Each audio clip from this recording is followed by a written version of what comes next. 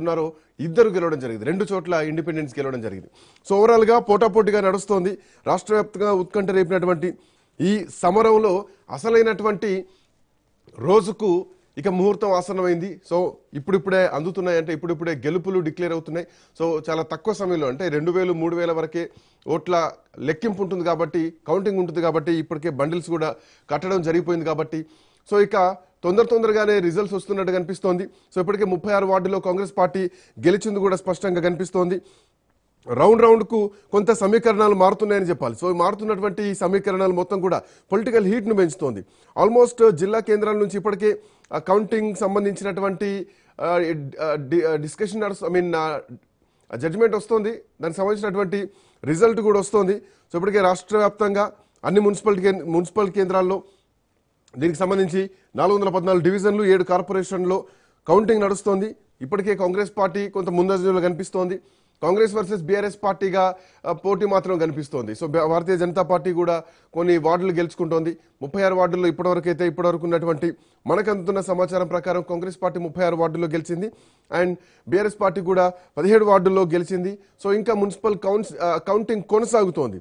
So mostly ఇంకొక 2 నుంచి 3 గంటల్లో ఒక ట్రెండ్ కనిపించేటువంటి అవకాశం అయితే కనిపిస్తోంది. ఇప్పటికే దీనికి సంబంధించి 12,404 మంది అభ్యర్థుల భవితవ్యం మరి కాసేపట్లోనే బయటికి రాబోతోంది. ఇప్పటికే బీఆర్ఎస్ పార్టీ 17 స్థానాల్లో, బీజేపీ 9 అండ్ ఇతరులు 2 చోట్ల గెలవడం జరిగింది. సో ఈ క్రమంలోనే ఎన్నికల్లో పోటీ చేసినటువంటి అభ్యర్థుల భవితవ్యం అంటే చాలా నాటకీయ పరిణామాలు జరిగినాయి. మనం చూడొచ్చు, ప్రచారం మొత్తం కూడా ఒకరిపై ఒకరు తిట్టుకోవడం, లేదంటే ఒకరినొకరు దూషించుకోవడం, అసలు అభివృద్ధి 10 ఏళ్ల అభివృద్ధి ఏం జరిగిందంటూ కాంగ్రెస్ పార్టీ, 2 ఏళ్ల అభివృద్ధి ఏం జరిగింది, అసలు కనీసం 6 గ్యారంటీలు కూడా అమలు చేయలేనటువంటి పరిస్థితిలో కాంగ్రెస్ పార్టీ కొనసాగుతోంది. సో ఇవన్నిటి నేపథ్యంలో ప్రచారాలు జరిగినాయి. బట్ ప్రజలకు కావాల్సింది ఏమిటి అన్నది మాత్రం కొంత మిస్ అయింది ఈ ప్రచారంలో చెప్పడంలో ఎట్లాంటి సందేహం లేదు. బట్ ఇక ఆ పోలింగ్ అయిపోయిన తేదీ నుంచి కొన్ని ప్రిడిక్షన్స్ స్టార్ట్ అవ్వడం జరిగింది. ఇప్పటికే People's Pulse survey BRS party ఒక కార్పొరేషన్ కూడా గెలిచేటువంటి అవకాశం లేదు, కానీ చాలా వరకు మున్సిపాలిటీలను గెలుచుకునేటువంటి అవకాశం ఉంది.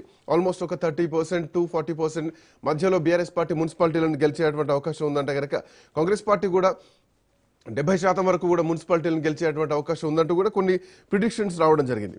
బట్ ఏదేమైనా కానీ ఈరోజు ఉదయం 8 గంటలకు ప్రారంభమైనటువంటి కౌంటింగ్ కొనసాగుతోంది. సో ఇప్పుడిప్పుడే గెలుపోటములకు సంబంధించినటువంటి రిజల్ట్స్ వస్తున్నాయి. 116 మున్సిపాలిటీల్లో 2,569 వార్డుల నుంచి ఏకంగా 10,179 మంది, 7 కార్పొరేషన్ల పరిధిలో ఇందాక నేను మాట్లాడుకున్నట్టు 414 డివిజన్ల నుంచి 2,225 మంది అభ్యర్థులు దీంట్లో పోటీ పడ్డారు. వాళ్ళందరికీ సంబంధించినటువంటి రిజల్ట్ ఒక్కొక్కటిగా బయటకు వస్తుంది. So Raj news on ground లో ఉంది. కౌంటింగ్ కేంద్రాల నుంచి ఎప్పటికప్పుడు Raj news correspondents regular updates ఇస్తూనే ఉన్నారు. సో దీనికి సంబంధించి 123 చోట్ల ఇప్పటికే కౌంటింగ్ సెంటర్లు ఏర్పాటు చేసింది ఎన్నికల కమిషన్. సో ముందుగా అధికారుల పోస్టల్ బ్యాలెట్లు లెక్కించారు. ఆ తర్వాత స్ట్రాంగ్ రూముల్లో వార్డులకు సంబంధించి డివిజన్ల వారీగా ఉన్నటువంటి ఆ సీల్డ్ బ్యాలెట్ ఏవైతే ఉన్నాయో ఆ బ్యాలెట్లో ఉన్నటువంటి కౌంటింగ్లను టేబుల్ దగ్గర తీసుకొచ్చి సో ఇక కౌంటింగ్ అక్కడి నుంచి మొదలు చేశారు. అంటే కౌంటింగ్ ఏజెంట్లు ఎవరైతే అభ్యర్థులు ఉన్నారో వాళ్ళ ముందు ఓపెన్ చేసి డివిజన్లో ఉన్నటువంటి మొత్తం బ్యాలెట్ బాక్సులన్నింటినీ కూడా ఒకేసారి ఓపెన్ చేసి డ్రమ్ముల్లో పోసి వాటన్నిటిని కూడా కట్టలు కట్టడం జరిగింది. సో ఆ కట్టలు ఒక్కొక్కటిగా కూడా విప్పుతున్నారు. 25 పేపర్లలో ఒక బండిల్ చేస్తారు. అట్లా 40 బండిల్లు అంటే 1000 ఓట్లకు ఒక కట్టగా కట్టి టేబుల్ల పైన పెడతారు. సో ఇప్పుడు ఒకవేళ బ్యాలెట్ పేపర్లు 25 కంటే తక్కువ ఉంటే కనుక వాటన్నిటిని కూడా ఒక స్పెషల్ బండిల్గా తయారు చేస్తారు. సో వాటితో కౌంటింగ్ చేయబోతున్నారు. సో ఇప్పటికే భద్రత కూడా చాలా తీవ్రంగా చేశారు. కట్టుదిట్టమైనటువంటి భద్రత ఏర్పాట్లు చేశారు. అక్కడక్కడ కొన్ని చెదురుమదురు ఘటనలు కూడా జరిగినాయి.